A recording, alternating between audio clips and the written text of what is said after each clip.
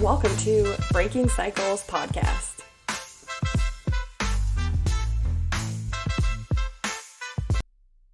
Hey everyone, welcome to the Breaking Cycles podcast.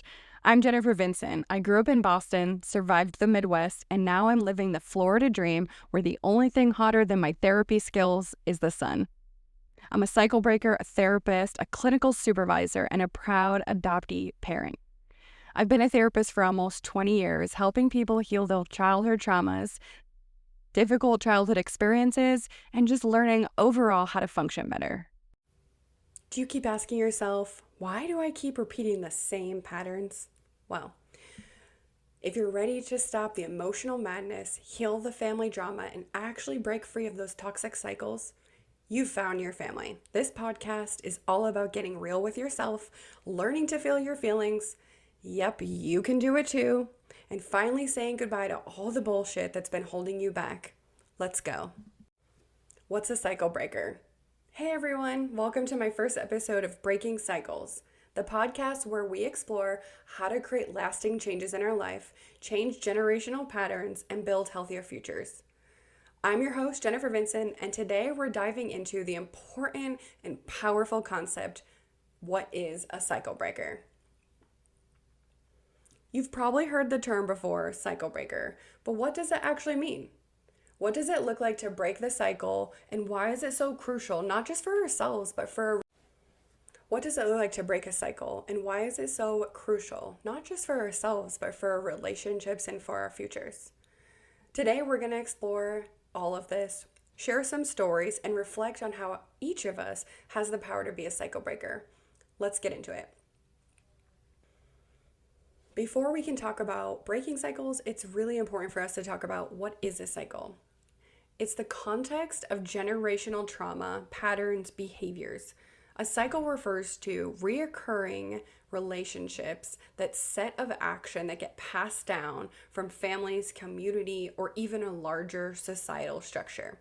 These cycles can be positive, like family traditions of being a business owner, or maybe your family has traveled the world. Or they can cause harm, such as cycles of abuse, addiction, poverty, or unhealthy coping mechanisms. To break this down, I'm going to give you an example. Imagine a family where emotional neglect was constant. One generation starts to communicate their needs. This leads to isolation, miscommunication, emotional walls. This cycle continues generation after generation until somebody decides to change that. So how does one step in and break this cycle? I think this topic is so important because I'm a cycle breaker and I love working with clients who have struggled with this because it can be so healing. You can not only heal your relationships with other people, but you can also heal your relationship with yourself. People don't realize that breaking cycles also has to do with breaking your own understanding of things like rest. And I'm not going to rest because I never saw my parents rest. I'm not going to communicate well with others because I never saw other people doing that. I'm going to develop maybe really unhealthy coping strategies because I never saw anyone doing that. So I love this topic so much, and I really love teaching about how do we break those cycles? What does that even look like? I think the first step is self-awareness. Do you wake up and say, I don't want to do this anymore? Whatever that is. Maybe it's a relationship that you've broken up and you've gotten back together with, and you're just like, I don't want to do this anymore. I can't do it anymore. That right there and that conscious awareness that I want to change a pattern is how we start breaking cycles. Just recognizing I need to do things different than how I was taught to do things or how I witnessed. Because a lot of things in childhood are taught. They're taught to us, whether it is intentionally taught to us or how we're seeing the world.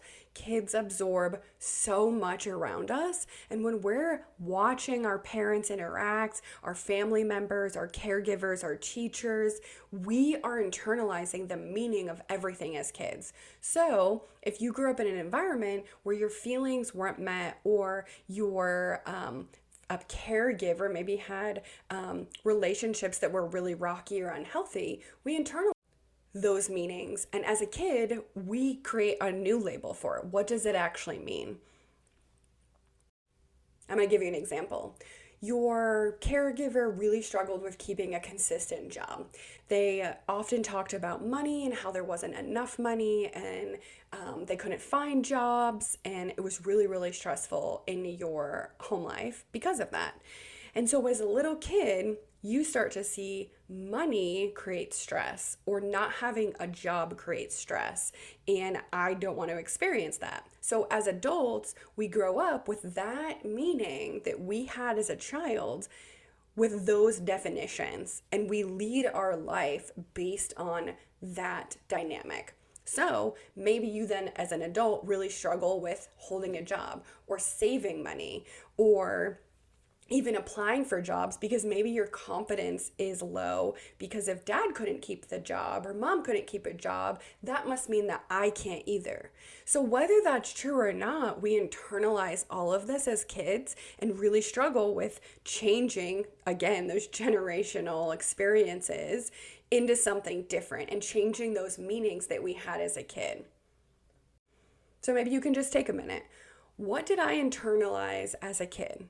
What did I see my parents or caregivers go through and experience that I created some definitions or meaning around that maybe it doesn't actually mean that, and that I'm finding myself really stuck? So take a second, think about it. Can something kind of come up in your mind where you're like, I witnessed that? That's what happened in my family. And as an adult, I maybe struggle in some of those same areas. So just check in with yourself. What is a cycle that I experienced in my family dynamic that I've maybe thought about changing? Just creating some self-awareness can really create some better understanding of yourself and getting the support that you need. So how can you become a cycle breaker? Well, this is step one. Listening to this podcast or other similar podcasts are a great way to just learn about yourself and how to break some of these cycles. The first step that I always recommend is just awareness. You can't change something that you can't see. This might be taking a hard look at your family history or even your own behavior throughout your adult life, and what are some cycles that I've wanted to change? What are these patterns that keep repeating itself where I keep feeling I'm stuck? I'm not really sure what to do next. Some things with self-awareness that can be really helpful. Journaling, I love journaling. That can also include some art, drawing, just doodling to just get your body to self-regulate a little bit. What people forget about journaling, it's not just writing about like, dear diary, today was a tough day. It's about digging a little bit deeper. And when you put pen to paper and you start writing, our unconscious starts to click in. And the longer that you write, the more self-awareness you can because you're digging a little bit deeper. Of course, therapy. I think therapy is always number one when you're struggling with family dynamics, relationship, breakups, things like that. They can really wreak havoc on our system, on our anxiety, on depression. And so therapy is going to be a key to process through and really understand ourselves better, and getting some advice from therapists as well. Also, open conversations with friends that you really trust can bring these patterns to light. Ask your friend, what are some things you notice about me that I could maybe work on or could maybe change within our relationship? That takes a lot of self-awareness, my friends, and it's very difficult, but you can absolutely do it. And if you can get through those difficult conversations, you can absolutely heal some of the things that you have experienced and gone through. Another tip I have is self-compassion. I hear you. This is often one that clients struggle with the most. Once you're aware of the cycle, it's important to practice self-compassion because it's so easy just to beat yourself up for continuing harmful patterns or continuing the cycle over and over and over again, or keep getting stuck. But remember, breaking cycles takes time. Being kind to yourself along the way is such a huge part of breaking these cycles and understanding yourself a little bit more.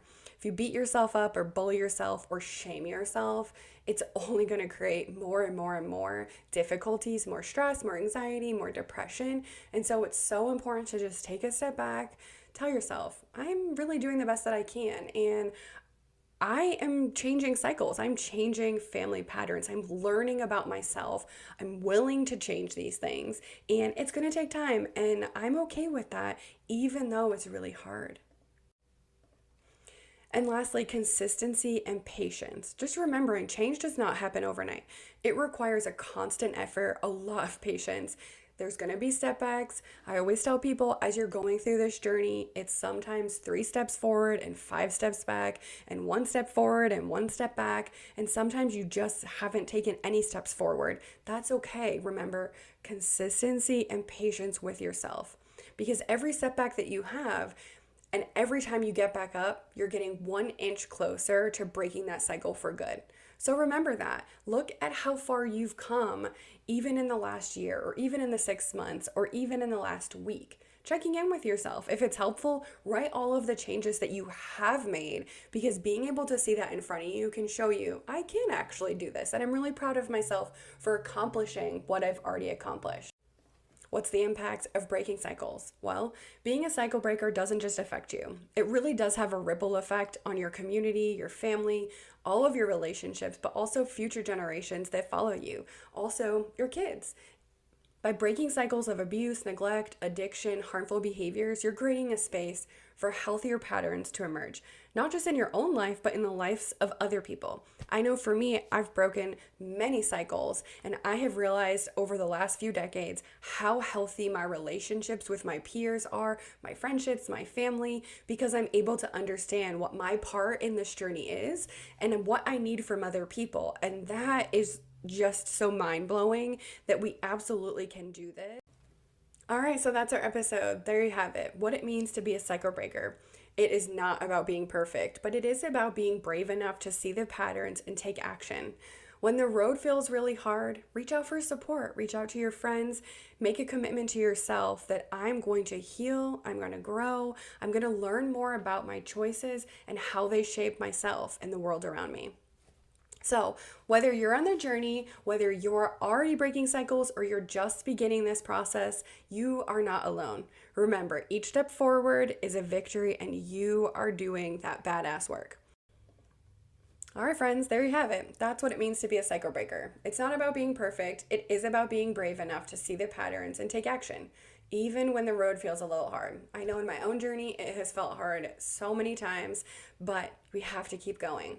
It really is a commitment to yourself on your own healing, your own growth, and knowing what choices you have in the world around you. So whether you are just getting started with breaking cycles or you've been doing it for a while, no, you are not alone. And remember, each step forward is a victory. Thank you so much for listening to the first episode of Breaking Cycles. I hope today's conversation helped you feel inspired, empowered you to take the next steps in your cycle breaking journey. If you're enjoying this podcast, please don't forget to subscribe, rate it, leave a review. This helps me so much. Share this episode with somebody you feel like needs to hear it. And let's continue breaking cycles together. Until next time, take care and keep breaking cycles.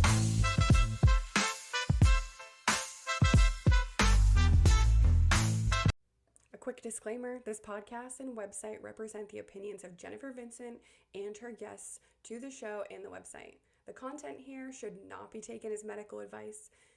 The content here is for informational purposes only, and because each person is unique, please consult with your own therapist for any medical questions.